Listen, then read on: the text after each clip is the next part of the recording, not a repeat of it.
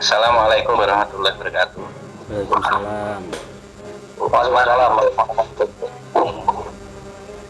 Bismillah, alhamdulillah, salatu wassalamu ala rasulillah Muhammad bin Abdillah, la haula wa la quwwata illa billah. Terima kasih pada Gus Mamat, Mas Lis. Malam hari ini kita bisa jagung lewat WhatsApp.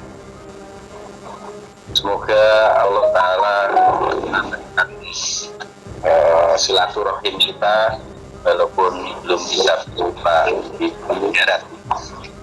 Di sini kita akan jagung santai, jagung garing tentang masalah COVID ini.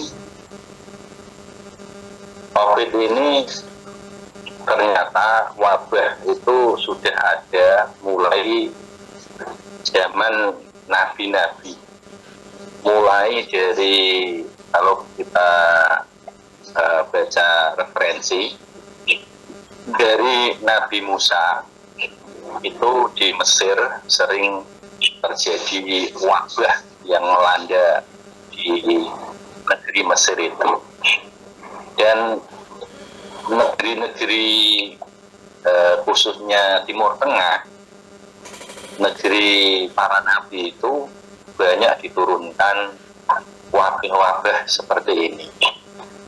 Seperti hadis-hadis yang sampaikan melalui rawinya Abu Hurairah, itu di zaman Nabi kita, Nabi Muhammad SAW, itu ternyata juga ada wabah taun, wabah yang di Timur Tengah itu. Kalau kemungkinan kalau kita tarik ke zaman sekarang, itu adalah flu onta atau itu bakteri dari onta ada. Terus dari hewan-hewan yang mati di gurun pasir. Jadi di sini sebagai kata pengantar, di zaman Nabi Musa itu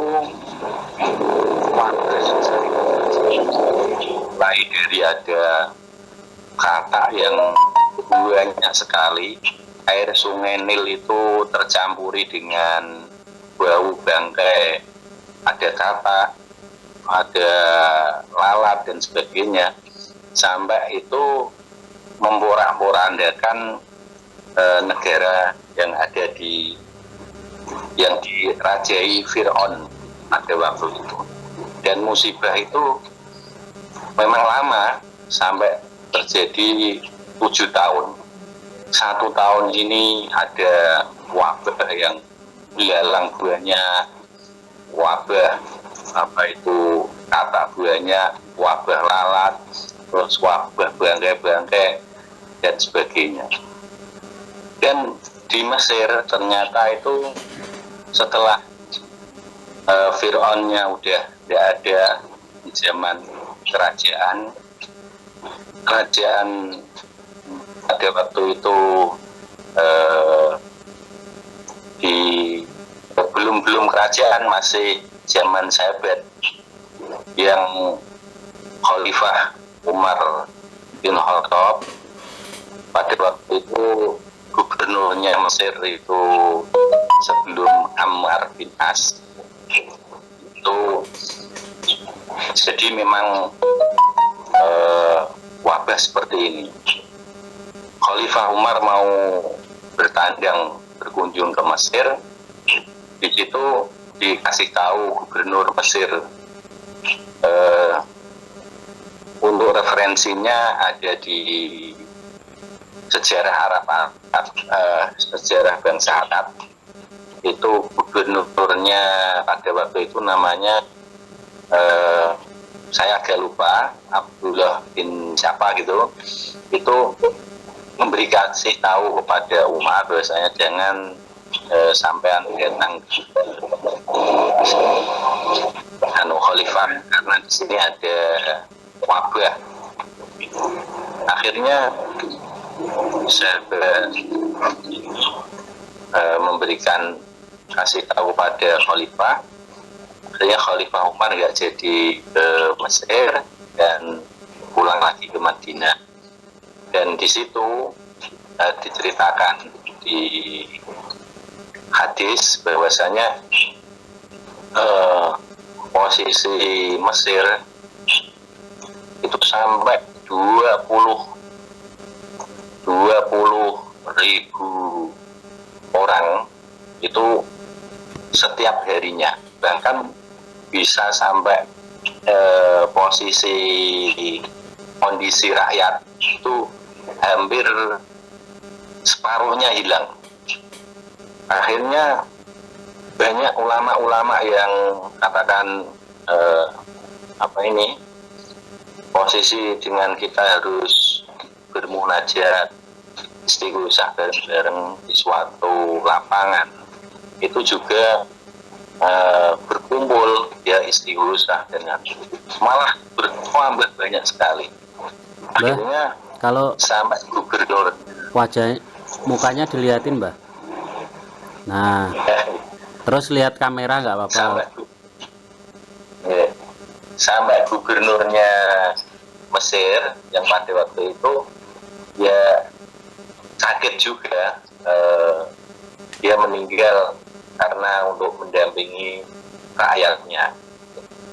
Setelah itu karena kekosongan gubernur Khalifah Umar, maka mengutus itu Amr bin As untuk menjadi gubernur Mesir, karena Amr bin As ini mempunyai intelektual yang cerdas, terus mempunyai taktik mulai dari ikut zaman perangnya Nabi, mulai perang Badar, perang Khandaq, perang apa saja, dan termasuk dia adalah salah satu sahabat yang cerdas. Dia punya strategi gimana caranya untuk strategi wabah ini biar nggak sampai menular. Masyarakat di Mesir itu disuruh untuk bersembunyi di bukit-bukit sekiranya untuk memutus rantai penularan. Karena dengan berkumpul seperti ketika kita kumpul itu diidentikan dengan kayu bakar, kita akan terbakar semua.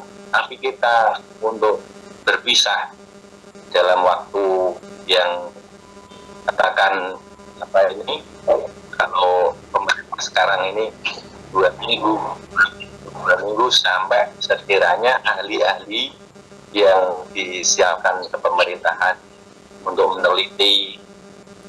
Kemungkinan zaman dulu juga saya bayangkan hampir sama, ada teknis protokol dan sebagainya untuk mematuhi aturan-aturan yang ada.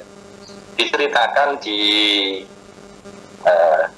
kisah sejarah itu bahwasanya kurang lebih dalam waktu hampir 2 tahun wabah ini sudah mulai hilang semua, karena strategi kalau sekarang ya physical distancing atau jaga jarak semuanya. Itu sejarah-sejarah pandemik yang ada. Terus mulai di Indonesia, di dunia itu ada waktu saya kecil itu ada kolera. Itu mulai tahun 88 pada waktu itu 10 tahun umur saya. Tapi karena tidak ada media sosial dan komunikasi masih terbatas, nggak seheboh seperti ini. Padahal kolera itu nggak sampai harian, itu jam-jaman. Karena pas pada waktu itu kebetulan tetangga kami itu ada ahli kesehatan, itu orang sakit